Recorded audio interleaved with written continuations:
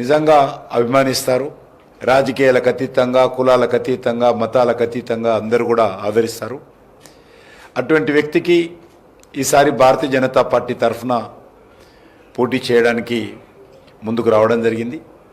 కాబట్టి వారి యొక్క విజయాన్ని ఆకాంక్షిస్తూ మనమందరం కూడా ఈరోజు ఇక్కడ సమావేశం అవుతా ఉన్నాం. మనకందరికీ తెలుసు, ఈ యొక్క టీచర్స్ కాన్స్టిట్యున్సీకి సంబంధించి తెలంగాణలో ప్రస్తుతం 27వ తేదీ నాడు 2 స్థానాలకు ఎన్నికలు జరుగుతూ ఉన్నాయి. ఒకటి హైదరాబాదు, మన మహబూబ్నగర్ తప్ప అన్ని జిల్లాలలో ఈ యొక్క టీచర్స్ కాన్స్టిట్యున్సీ ఎన్నికలు జరుగుతూ ఉన్నాయి. ఇటు దేవరకొండ నుంచి మొదలు పెడితే అటు భద్రాచలం వరకు, అటు జైరాబాద్ నుంచి మొదలు పెడితే మరి కొమరం భీం జిల్లా వరకు మొత్తము అన్ని జిల్లాలలో కూడా ఈ 2 టీచర్స్ కాన్స్టిట్యున్సీకి సంబంధించినటువంటి ఎన్నికలు జరుగుతూ ఉన్నాయి. ఈరోజు టీచర్స్ కాన్స్టిట్యున్సీలో చాలా ఎంతో పవిత్రమైనటువంటి భావనతో టీచర్లకి ఓటు ఇవ్వడం జరిగింది. మన రాజ్యాంగ నిర్మాతలు చట్టసభలు ఏర్పాటు చేసినప్పుడు ఎవరికీ లేనటువంటి హక్కు ఒకటి పట్టభద్రులకు, ఒకటి ఉపాధ్యాయులకు ఇచ్చారు. ఇది చాలా, దీని వెనుక కూడా మీరు అర్థం చేసుకోవాల్సిన అవసరం ఉంది. టీచర్లు అనేటువంటి వాళ్ళు స్వాతంత్రం వచ్చిన తర్వాత ప్రభుత్వ ఉద్యోగులుగా అత్యధికమైనటువంటి సంఖ్యలో భర్తీ చేసినటువంటి వాళ్ళు ఉద్యోగులు ఎవరంటే టీచర్లుగా. ఎందుకంటే మనము నిరక్షరాస్యత ఉంది. స్వాతంత్రం వచ్చిన తర్వాత అన్ని గ్రామాలలో కూడా ప్రభుత్వ స్కూల్ ఏర్పాటు చేయాలని, అన్ని గ్రామాల్లో కూడా మరి టీచర్లను భర్తీ చేసి ప్రభుత్వ స్కూల్ ఏర్పాటు చేశారు. అప్పటికి ఇంకా గ్రామాలలో ఏ వ్యవస్థ లేదు. మనకు పటేల్ పట్టవారి వ్యవస్థ కొద్దిగా ఉండింది. నిరక్షరాస్యత ఉంది, అక్షరాస్యత తక్కువగా ఉంది, సాంఘిక దురాచారాలు ఉన్నాయి, ఇంకా సామాజిక చైతన్యం లేదు. అనేక రకాల సర్వేలు నిర్వహించాలి, అనేక రకాలుగా మరి ప్రభుత్వ పథకాలు అమలు చేయాలి. కాబట్టి ఆ రోజు ప్రభుత్వం అంటే గ్రామాలలో టీచరే. కాబట్టి ఆ టీచర్కు అనేక రకాల బాధ్యతలు ఇచ్చినప్పుడు వాళ్ళ హక్కులు కూడా ఇవ్వాలి, వాళ్ళ సమస్యలు కూడా ఇవ్వాలి. అత్యధిక సంఖ్యలో వాళ్ళు ప్రభుత్వ ఉద్యోగులు ఉన్నారు ఈ దేశంలో అనే ఉద్దేశంతో శాసనసభతో పాటు పెద్దల సభ అయినటువంటి శాసన మండలి సభలో టీచర్లకు ప్రత్యేకమైనటువంటి మరి ఒక ప్రతినిధులుగా మరి ఉపాధ్యాయ నియోజకవర్గాల నుంచి ఎమ్మెల్సీలను ఎన్నుకునేటువంటి ప్రక్రియ మొదలైంది. ఈరోజు మన తెలంగాణ రాష్ట్రంలో చూసినట్లయితే ఈ ఎమ్మెల్సీలకు సంబంధించినటువంటి ఏ మాత్రం కూడా మరి ఉపాధ్యాయులు ఎంత పవిత్రంగా ఉండాలో టీచర్స్ నుంచి గెలిచినటువంటి ఎమ్మెల్సీలు కూడా అంతే పవిత్రంగా ఉండాలి. ఉపాధ్యాయ వృత్తి చాలా పవిత్రమైనటువంటి వృత్తి. గతంలో అనేవాళ్ళు బతకలేక బడిపంతులని, అది కాదు. దేశాన్ని బతికించడం కోసం, భావి భారత పౌరులను బతికించడం కోసం బడిపంతులు కావాలనేటువంటిది ఈరోజు నినాదం. ఈరోజు ప్రపంచంలో మనం పోటీ పడతా ఉన్నాం. మన భారతదేశంలో ఉన్నటువంటి యువశక్తి ప్రపంచంలో ఏ దేశంలో లేదు. ఈరోజు భారతదేశానికి సంబంధించినటువంటి మన యూత్ పవరు ప్రపంచాన్ని శాసిస్తూ ఉన్నది. ఏ దేశానికి వెళ్ళినా కూడా ఈరోజు భారతదేశానికి సంబంధించినటువంటి యువత కీలక పాత్ర పోషిస్తున్నది. అది ఉద్యోగాల్లో కానీ, విద్యారంగంలో కానీ, వైద్య రంగంలో కానీ, ఐటీలో కానీ, మేనేజ్మెంట్లో కానీ, సర్వీస్ సెక్టార్లో కానీ, అన్ని సెక్టార్లో కూడా ఈరోజు మన దేశానికి సంబంధించినటువంటి యూత్ ప్రపంచాన్ని శాసిస్తున్నది. డెవలప్డ్ కంట్రీ అయినటువంటి ఆస్ట్రేలియా తీసుకున్నా, డెవలప్డ్ కంట్రీ అయినటువంటి అమెరికా తీసుకున్నా, డెవలప్డ్ కంట్రీ అయినటువంటి అనేక దేశాలు తీసుకున్నా కూడా ఇండియా యూత్ కీలక పాత్ర పోషిస్తున్నది. ఆ యూత్ ఆ రోజు కీలక పాత్ర పోషిస్తున్నారు అంటే ఈరోజు దానికి మీరందరూ కారణమని మనం చేస్తున్నాం. మీరు లేకుండా యూత్ లేదు, మీరు లేకుండా యూత్ లేదు, యూత్ లేకుండా భారత్ లేదు, భారత్ లేకుండా ఈరోజు ప్రపంచంలో ఉన్నటువంటి డెవలప్మెంట్ లేదు. కాబట్టి ఆ రకంగా ఉపాధ్యాయులు అనేటువంటి వాళ్ళు దేశ గౌరవాన్ని, దేశ భవిష్యత్తును, దేశ యువతను తీర్చిదిద్దుతారు. తల్లిదండ్రులు నవమాసాలు మోసి పెంచుతారు. కానీ ఆ పుట్టినటువంటి బిడ్డను మరి మీకు వదిలిపెడితే మీరందరూ కూడా అతను జీవితాన్ని నిర్మాణం చేస్తారు, దేశాన్ని నిర్మాణం చేస్తారు ఉపాధ్యాయులు. అటువంటి పవిత్రమైనటువంటి వృత్తి ఉపాధ్యాయ వృత్తి. అందుకే ఉపాధ్యాయులకు సంబంధించినటువంటి ప్రతినిధులుగా గెలిచినటువంటి శాసన మండలి సభ్యులు మీ యొక్క హక్కుల కోసం, మీ యొక్క సమస్యల కోసం నిరంతరం పోరాటం చేయాలి. నేను చాలా ఇంతకుముందు కూడా చెప్పాను వరంగల్లో, నేను చాలా చిన్న వయసులో పార్టీలో చేరినాను. వి రామారావు గారు మా గురువు గారు హైదరాబాద్ నుంచి గ్రాడ్యుయేట్స్ కాన్స్టిట్యున్సీ నుంచి 5 సార్లు గెలిచారు. ఆయనకు ఓటమి అనేది లేదు. ఆ రకంగా బీజేపీ కానీ అంతకుముందు జనసంఘ్ కానీ గ్రాడ్యుయేట్స్ కాన్స్టిట్యున్సీ అన్ని సీట్లు బీజేపీ గెలిచింది. తెలంగాణ ఉమ్మడి ఆంధ్రప్రదేశ్లో కూడా రాయలసీమ నుంచి డిఎస్పి రెడ్డి గారు, హైదరాబాద్ నుంచి వి రామారావు గారు, ఇక్కడ నుంచి ఎల్ఎస్ రాజు గారు, డాక్టర్ రాజేశ్వరరావు గారు, కృష్ణా గుంటూరు విజయవాడకి వెళ్తే జూపుడి యజ్ఞనారాయణ గారు, మరి విశాఖపట్నం శ్రీకాకుళం విజయనగరం వెళ్తే పివి చలపతిరావు గారు, రాయలసీమకి వెళ్తే ఎడ్డూరి శివప్రకాష్ రెడ్డి గారు, చిత్తూరు ప్రకాశంకి వెళ్తే పిడతల రంగారెడ్డి గారు. ఈ రకంగా మొత్తం గ్రాడ్యుయేట్స్ కాన్స్టిట్యున్సీ అన్న కూడా మొత్తం గెలిచేవాళ్ళు. ఎందుకంటే విద్యావంతులు దేశం గురించి ఆలోచన చేస్తారు, నిస్వార్థంగా ఆలోచన చేస్తారు, దేశ భవిష్యత్తు గురించి ఆలోచన చేస్తారు. మంచి వ్యక్తులు ఉండాలి, మంచి సాంప్రదాయాలు ఉండాలి, మన సంస్కృతి పరిరక్షించాలి అనే దృక్పథంతో పట్టభద్రులందరూ కూడా బీజేపీ కోటేసేవారు. హైదరాబాద్లో పోటీ చేసినటువంటి మా రామారావు గారు ఎలక్షన్స్లో ఖర్చు ఎంత తెలుసా? 3.5 లక్షలు. 3.5 లక్షలతోటి హైదరాబాదు, రంగారెడ్డి, మహబూబ్నగర్లో ప్రచారం చేసి ఆయన ఎమ్మెల్సీ అయ్యాడు. ఇంకా కొన్ని జిల్లాలలో పోతే పట్టభద్రులే డబ్బులు ఇచ్చేటోళ్ళు ఆ కాలంలో. వాళ్ళు 1 2 రూపాయలు, 5 రూపాయలు, 10 రూపాయలు ఇచ్చి వీళ్ళని అభ్యర్థులుగా ప్రోత్సహించినటువంటి పరిస్థితి ఉండేది. ఆ రకంగా ఒక మంచి సాంప్రదాయం ఈ యొక్క పట్టభద్రుల్లో కానీ టీచర్లో ఉండేది. కానీ టీచర్ ఎలక్షన్స్లో గెలిచినటువంటి వాళ్ళు ఎంత బాగా మాట్లాడారంటే, నేను రామారావు గారితో కౌన్సిల్లో పోయాను. చైర్మన్ ఛాంబర్ అని ఉంటుంది, అందులో కూర్చుని పెడితే ఎంతసేపు అయినా కూర్చోవచ్చు. మిగతాదైతే గంట తర్వాత చేంజ్ చేస్తుంటారు, కౌన్సిల్లో కానీ, అసెంబ్లీలో కానీ, పార్లమెంట్ కానీ. మా రామారావు గారు చైర్మన్ ఛాంబర్లో కూర్చొని పెట్టాను. ఆయనతో పోతుంటే నేను టైంకి పోతుంటే, ఆయన వెళ్ళే టైంకు ఆయన దగ్గరికి వెళ్తే తీసుకుపోయేవాడు, కూర్చుని పెట్టాను. ఆ రోజు నేను వెళ్ళిన ప్రతిసారి కూడా చూసేవాడిని, వివరాలు కూడా తెలుసు. టీచర్స్ కాన్స్టిట్యున్సీ ఎమ్మెల్సీలు శాసన మండలిలో ఉంటారన్న భయంతో ఆ మంత్రులు ప్రశ్న జవాబులు చెప్పేటప్పుడు ఒళ్ళు దగ్గర పెట్టుకొని వచ్చేవాళ్ళు. వీళ్ళు ఏ రకంగా ఏమడుగుతారో అనే ఒక భయము. శాసనసభలో భయపడేవాళ్ళు కాదు, శాసన మండలిలో భయపడేవాళ్ళు మంత్రులు. ఆ రోజు మాణిక్యాలరావు కానీ, బాలకృష్ణమ్మ గారు కానీ, హనుమంతరావు గారు కానీ టీచర్స్ నుంచి ఎమ్మెల్సీలు అయిన వారు ప్రభుత్వాన్ని చీల్చి చెండాడేవాళ్ళు, గజగజలాడేవారు మంత్రులు. కానీ ఈరోజు ఎక్కడ పోయిందని అడుగుతాను. ఈరోజు ఎందుకు ఆ పరిస్థితి లేదు? నేను రాజశేఖర రెడ్డి గారు ఉన్నంత వరకు కూడా చూసేవాను. నేను రాజశేఖర రెడ్డి గారిని ఎక్కువసార్లు కలిసేవాను. నేను ప్రజా సమస్యల మీద హైదరాబాద్ ఎమ్మెల్యేగా 3 సార్లు గెలిచాను కాబట్టి వరుసగా వెళ్ళేవాడిని. నేను అనేక రకాల సమస్యలు తీసుకొని వెళ్ళేవాడిని, డెలిగేషన్ తీసుకొని వెళ్ళేవాడిని. వెళ్ళినప్పుడల్లా కూడా ఒక టీచర్ ఎమ్మెల్సీ కనిపించేవాడు ఆయన ఛాంబర్లో. ఎవరైనా 10 మంది ఏదో సంఘం టీచర్లను పెట్టుకొని ఒక 10 ఉత్తరాలు కట్టలు పెట్టుకొని విజ్ఞాపన పత్రాలు తీసుకొని నేను పోయినప్పుడల్లా ఇస్తుండే. ఆ రకంగా టీచర్ ఎమ్మెల్సీలు చాలా క్రియాశీలకంగా ఉండేటువంటి వాళ్ళు. ఆ యొక్క తెలంగాణ ఎందుకు ఏర్పడిన తర్వాత మన దురదృష్టం అంటే కానీ శాసన మండలి నిర్వీర్యం చేశాం. శాసన మండలి పేరు లేదు.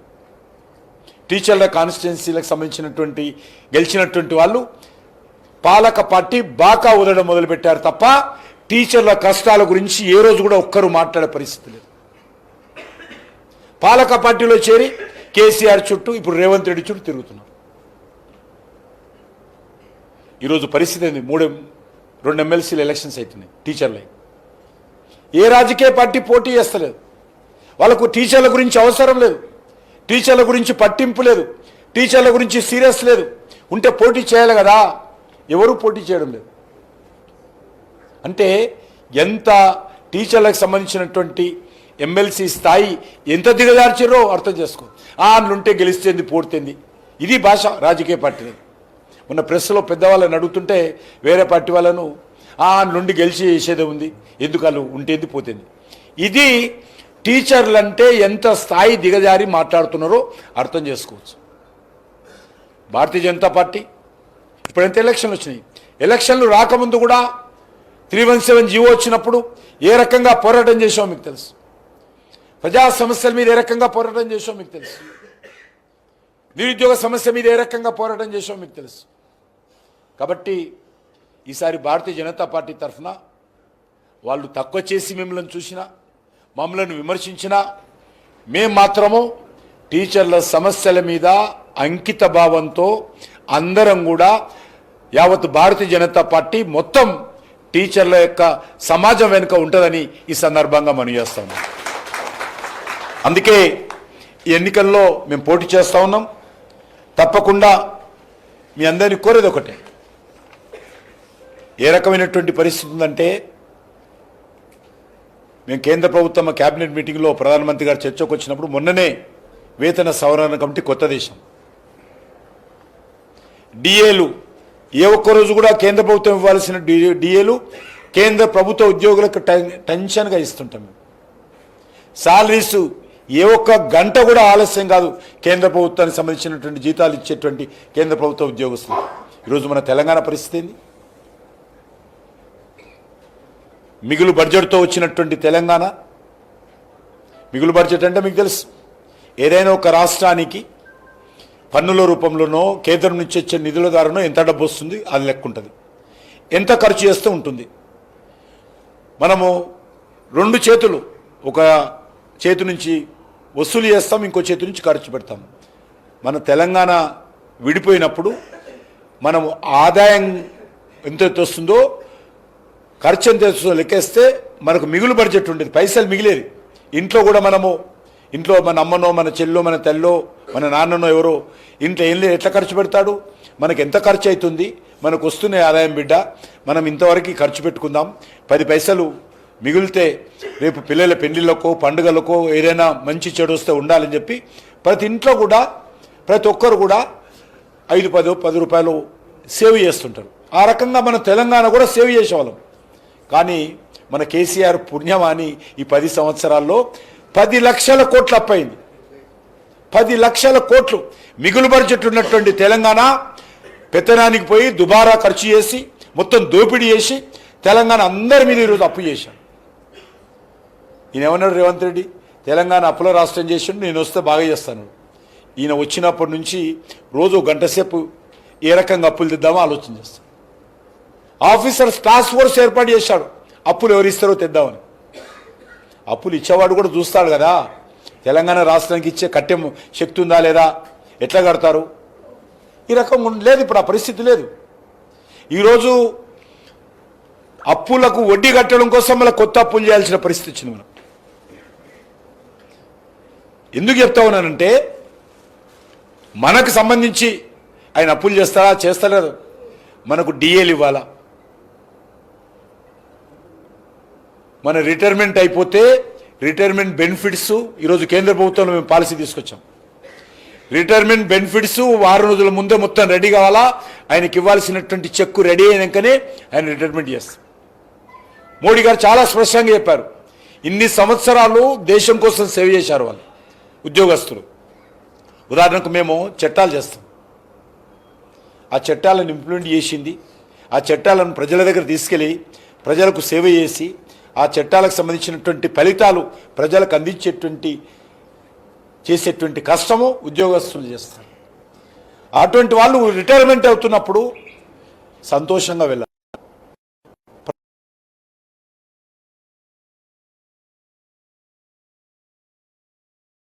ప్రధానమంత్రి గారు స్వయంగా చెప్తాడు, ఏమన్నాడు ఈ మధ్య,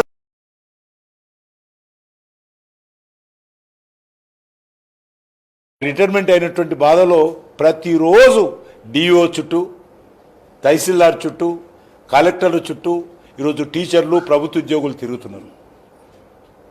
ఈ రకంగా వాళ్ళ ఉసురు పోసుకోవడం ఏంటో మంచిదా అని అడుగుతాను. వేతన సవరణ కమిటీ పిఆర్సీ ఇంతవరకు లేదు ప్రభుత్వ ఉద్యోగస్తులకు. 317 జీవో 20,000 దరఖాస్తులు ఇంకా పెండింగ్లో ఉన్నాయి. వాళ్ళ గ్రీవెన్సెస్ పట్టించుకునే పరిస్థితి లేదు. ఈరోజు పరిస్థితి చాలా అధ్వానంగా ఉంది. ప్రభుత్వ కొత్త స్కూల్ కడతానని ఇంటర్నేషనల్ స్కూల్లో ప్రతి మండల లెవెల్లో ఇంటర్నేషనల్ స్థాయి స్కూల్ కడతాడు. కానీ 10 సంవత్సరాలుగా మనకు ఇంతవరకు రిక్రూట్మెంట్ లేదు. చాలా అధ్వానమైనటువంటి పరిస్థితుల్లో ఏమైనా బడ్జెట్ పెంచుతానని చెప్పి ఈరోజు న్యూ ఎడ్యుకేషన్ పాలసీ అద్భుతమైనటువంటి పాలసీ తీసుకొచ్చాం. గతంలో కేసీఆర్ దాన్ని ఇంప్లిమెంట్ చేయలేదు, ఈయన ఇంతవరకు ఇంప్లిమెంట్ చేస్తలేడు. దాని గురించి మాట్లాడాడు. అందుకే మీ అందరినీ కోరుతా ఉన్నాను, ఆలోచించి ఈరోజు మీరు అందరూ కూడా నిర్ణయం తీసుకోవాల్సిన అవసరం. మీకు తెలుసు ఇటీవల కాలంలో తెలంగాణ రాష్ట్రంలో ఆర్థిక సంక్షోభం వచ్చే పరిస్థితి. కొత్త స్కూళ్ళు కట్టడం దేవుడే, మండలానికో ఇంటర్నేషనల్ స్కూల్ అన్నాడు.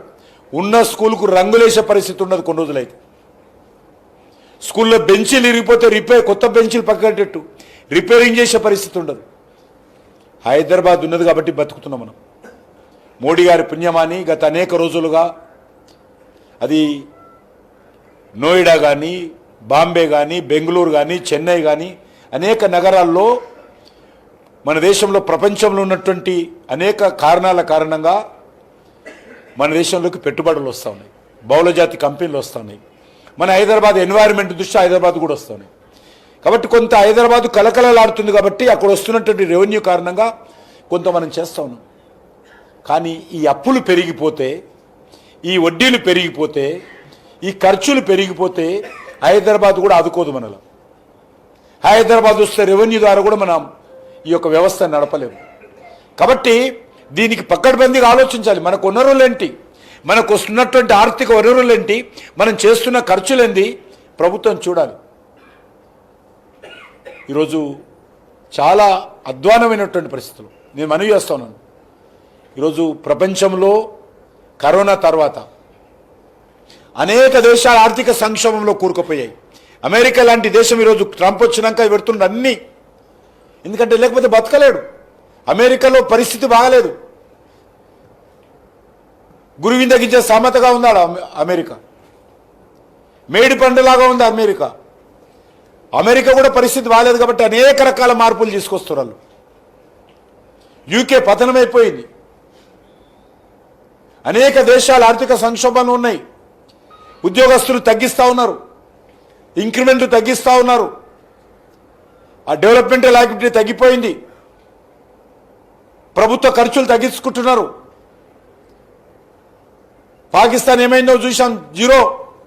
ఈరోజు కటోరో లేకే బీక్ మాంగర్ అంటారు కదా. ఈరోజు పాకిస్తాన్ ఎవడు భిక్షం వేస్తాడని నరేంద్ర మోడీ గారి పుణ్యమా ఈరోజు పాకిస్తాన్ మొత్తం కోరలు వీకేషన్ అయినా పాకిస్తాన్ ఈరోజు ప్రపంచంలో భిక్షం అడుకునే పరిస్థితి ఏర్పడింది. బంగ్లాదేశ్ ఏమైందో మనం చూస్తున్నాం, శ్రీలంక ఏమైందో చూస్తున్నాం.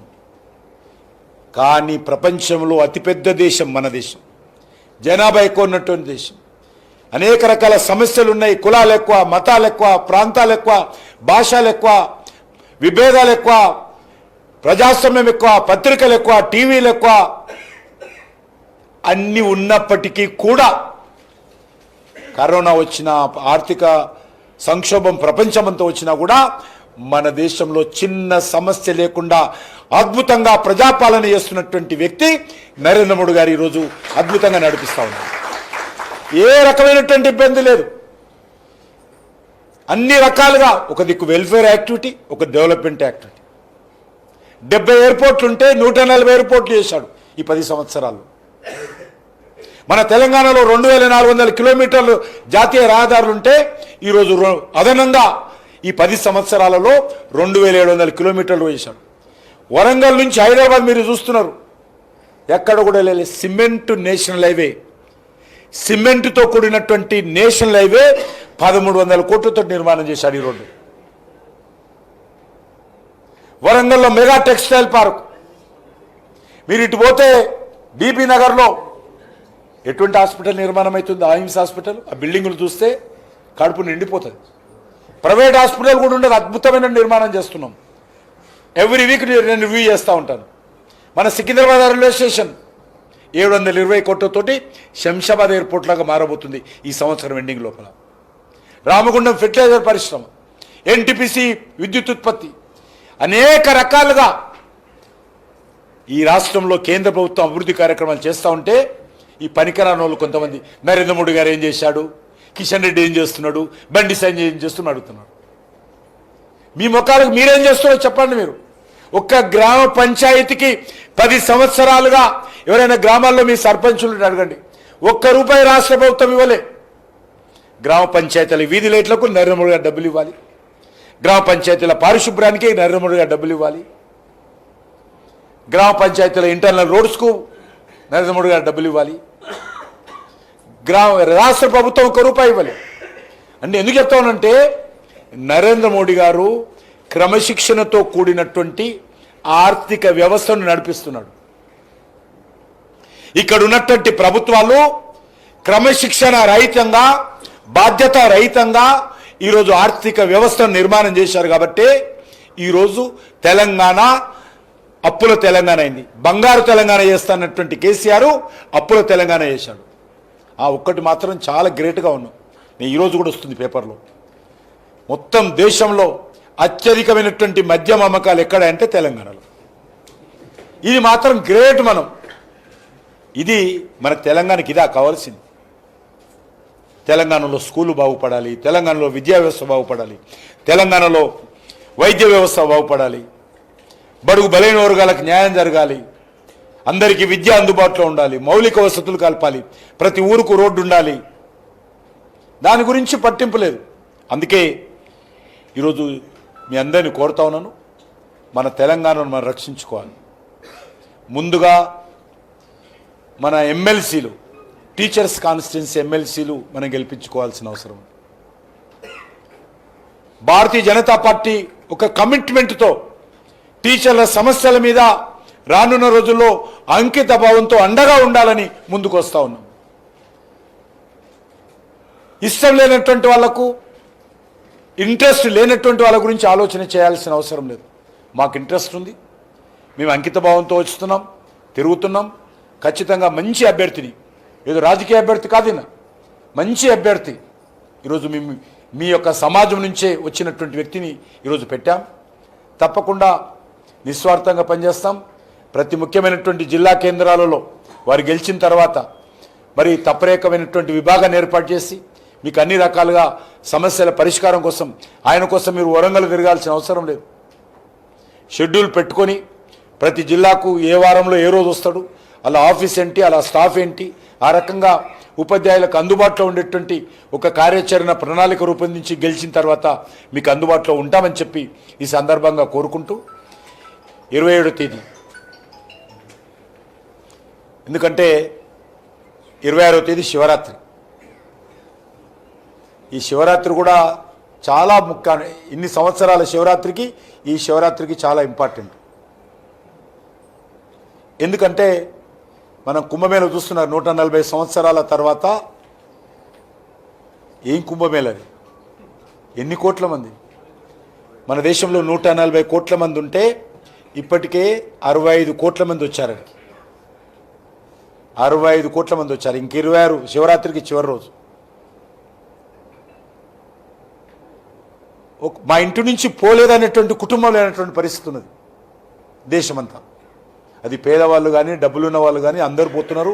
గంగమ్మ తల్లిలో కులము, భాష, ప్రాంతము, ధనిక, పేద లేదు, అందరు వెళ్ళి ప్రధానమంత్రి నుంచి ఒక సాధారణ వ్యక్తి కూడా గంగమ్మ తల్లి దగ్గరికి వెళ్ళి అందులో స్నానం చేసి అందులో మునిగి ఆశీస్సులు తీసుకొని వస్తున్నారు.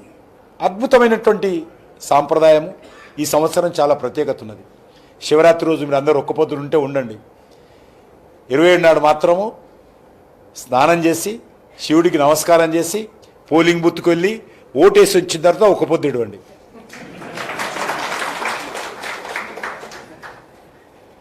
ఎందుకంటే